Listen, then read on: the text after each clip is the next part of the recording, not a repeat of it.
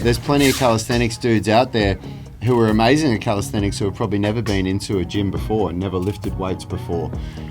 But those same people have got legs like this, and they don't have what we would call all-over strength.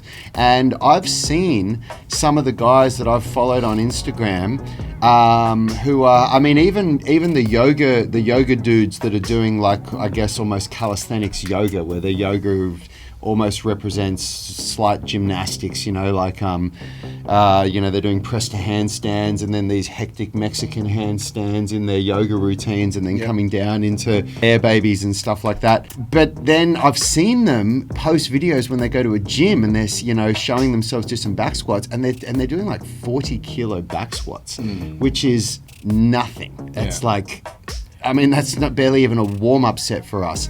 And that's not all over strength. It really isn't, And then the other thing is that, in our opinion, true strength is the ability to express your strength throughout your entire body. It's not just the ability to be able to do the gym. Yeah, in and out of the gym. World. So it's not just the ability to be able to do calisthenics, to be able to do a planche and to be able to do, 10 muscle ups and to be able to do one-arm pull-ups and front levers and all that. It's also to be able to express strength in your lower body. And the true test of expressing strength with the lower body is with weight, because that's what the strongest people in the world are doing. The strongest people in the world are doing more than double body weight back squats, triple body weight back squats, and ridiculous amounts of deadlifts and things like that. And here's the thing, okay?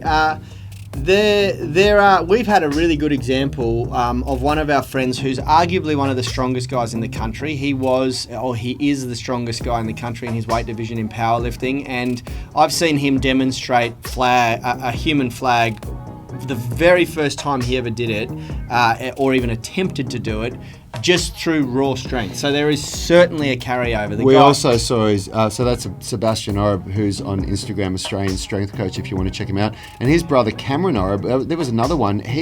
All he ever does is weightlifting. That's it. It's just weights. And I said to him one day, I said, have you ever tried a muscle up before, Cam? And he went, what's a muscle up? And I said, you grab onto a bar and you go over like this. And I swear to you, in front of our eyes, he said, what's a muscle up?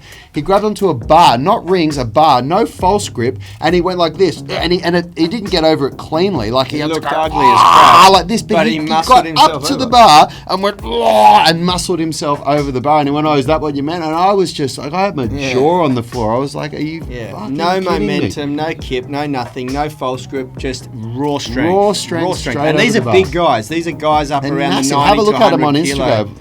Look at Cameron Oreb, Cameron with a C, Oreb on Instagram. He is a unit, man. Yeah. And look at his brother Sebastian Oreb, Australian strength coach on Instagram. And I had the same experience when Rad showed me how to do a false grip on the rings.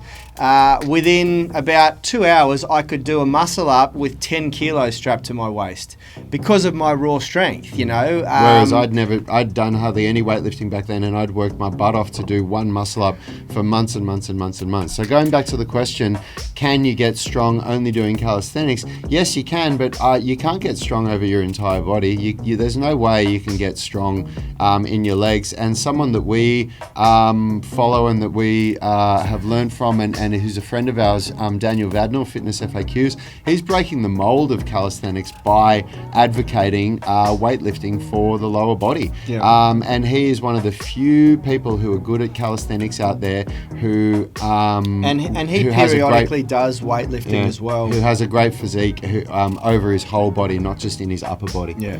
And he also said, when we asked him, when we said, do you think having strong legs works against calisthenics? He said, well, it depends on what you regard as being good at calisthenics, because as your legs get stronger, they build weight, which makes it harder for you to do calisthenics, which means that you get stronger because you have to adapt to that extra weight in your lower body. Yeah, that's right. So it comes down to a number of factors, and this is answering your question. You will get strong doing calisthenics, but it's incomparable to the strength you can develop using barbells, kettlebells, and dumbbells for different parts of your body.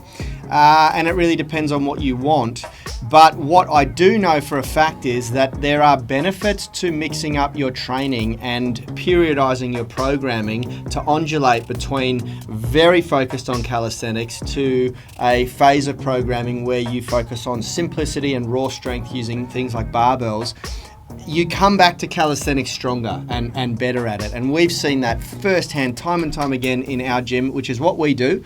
We have periods of our year where it's very much focused on body weight training, and then we do a phase of weightlifting, and then we go back to body weight training. We use a strength testing protocol to determine what big lifts the guys are focusing on in their strength training and to test strength progression. And we get amazing results doing that. And I highly recommend that that's what people try to do if they have access to gym equipment. Yeah, absolutely. Here's the last thing I want to leave you on with this is that it's very easy to maintain strength. It's not so easy to gain strength or get strength, you know. And a lot of guys that you see who advocate calisthenics and bodyweight training had a foundation of weightlifting first. And that goes for many great teachers like Ido Portal and people like that, you know. A lot of them even originated from bodybuilding, and they developed their physique initially through bodybuilding training. Then they get really good at strength training, and then later on in life, much like we did, they find and migrate to calisthenics, because it's a very, very liberating thing to untether yourself from gym equipment and learn how to control and master your body. And I thoroughly believe that it should happen in that order. You should build a base level of mass first, and then develop a base foundation of raw strength, and then find calisthenics. It's safer, and in most cases, the real good guys, that's how they did it, you know. And as Red said, it doesn't mean you can't do it just through calisthenics alone. We probably should make a disclaimer and say not most of the good guys, because we don't really know that. Yeah, but that's true. From what there are definitely people out there that did it that way. Yeah, but I see some of the most amazing examples of calisthenics, like those Russian and Eastern Bloc guys, and they're all twigs. Like, I look at them and go, how does that guy have so much strength? They're all quite small, you know. And what that is neural reinforcement. That's greasing the groove, but they're not building a lot of muscle. And then on the flip side, I see street workout guys in America who clearly use exogenous hormone therapy because of the size and the amount of mass that these guys carry, and they do mostly calisthenics, you know. And you know, so it's hard to sort of judge who's doing it naturally, and then what kind of physique and strength are you looking for? Are you looking for, because, you know, ballet dancers are ruthlessly strong. You know, they're amazingly strong, but if you got them arguably under a bench press, they probably might not be able to do much, you know.